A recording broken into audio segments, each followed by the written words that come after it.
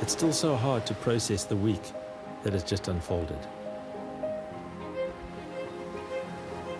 For me personally and my family, it's been one of the roughest weeks of our lives.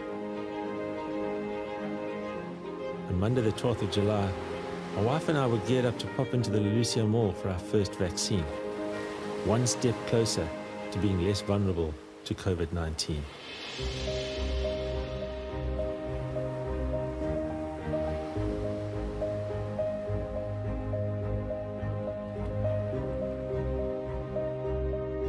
Then, in a split second, that all changed.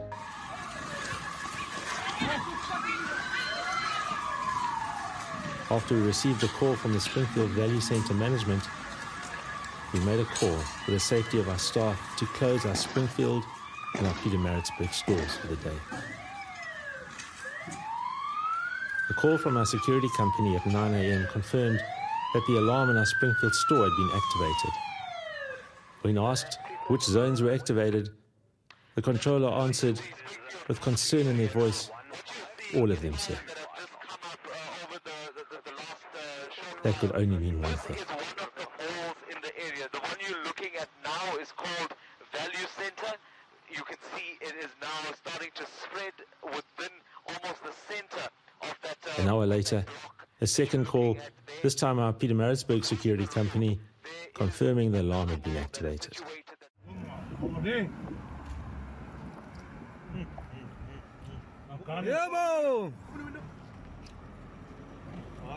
Recliners. As the events of the day unfolded, we were left feeling more and more helpless.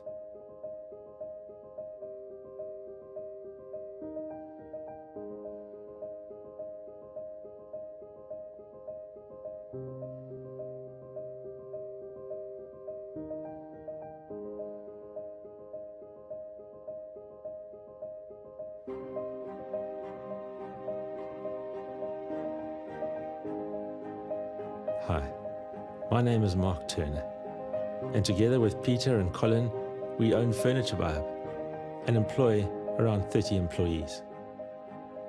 We are passionate about assisting customers to furnish their homes with quality furniture at unbeatable prices.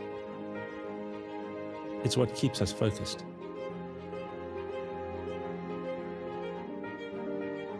And we do it with our whole heart.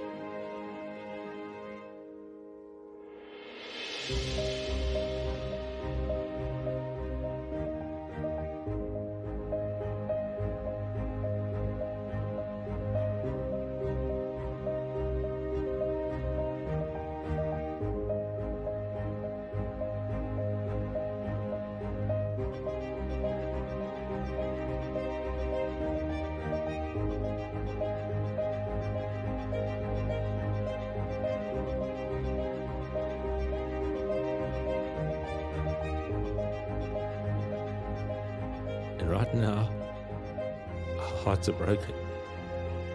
And it feels like we've been robbed of our dream.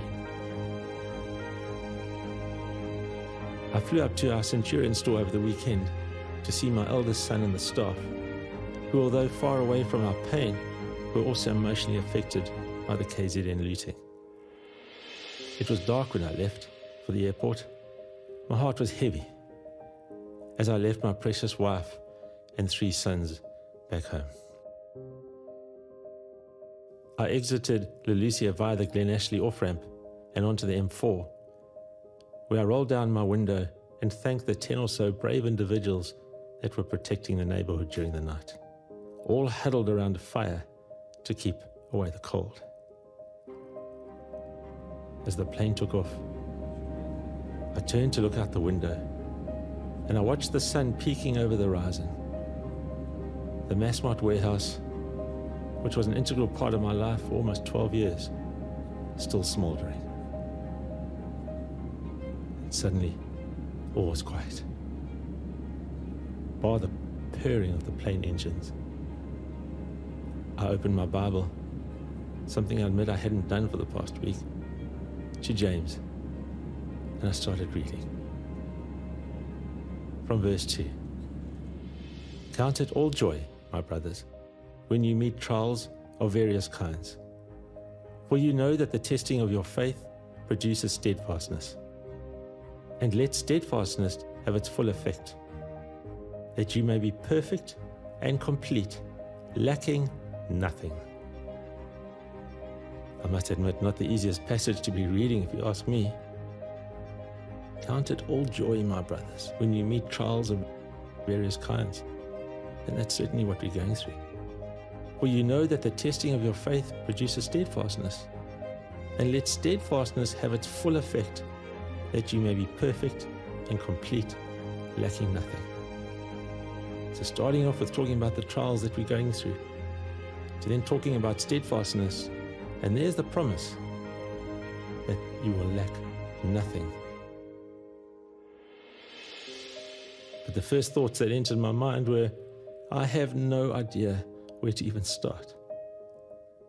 And the day before, I'd been listening on Radio 2000, and people were talking about immigrating. A man who had lived in KZN all his life had mentioned he had bought a ticket to London and was leaving as soon as he could. Others were saying they were fleeing KZN. And others were saying it's just way too hard to restart their businesses. Looking for answers, I carried on reading. From verse 5. If any of you lacks wisdom, let him ask God, who gives generously to all without reproach, and it will be given him. Let him ask in faith with no doubting, for the one who doubts is like a wave in the sea that is driven and tossed by the wind. For that person must not suppose that he will receive anything from the Lord. He is a double-minded man, unstable in all his ways. So there's the answer. You can either choose to be like the sea, tossed by the wind, or you can ask God for the wisdom needed, and he will give it to you generously.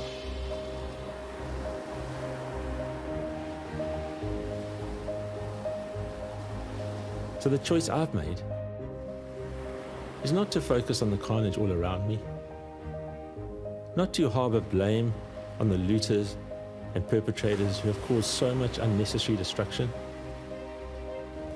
not to blame and ridicule the government, and not to keep asking, where have the army and the police been?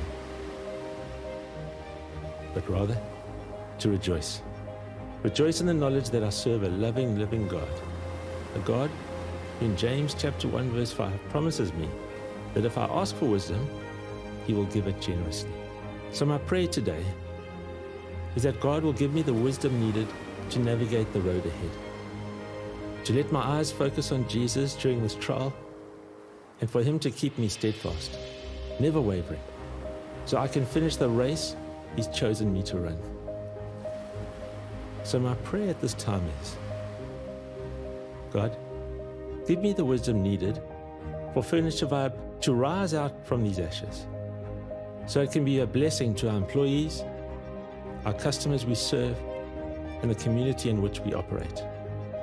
God, would you supernaturally connect the resources to all the needs and losses? God, would you let peace triumph over unrest?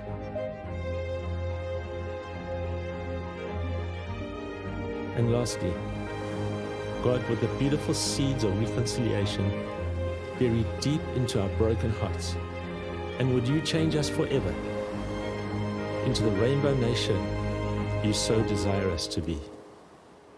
In Jesus' name.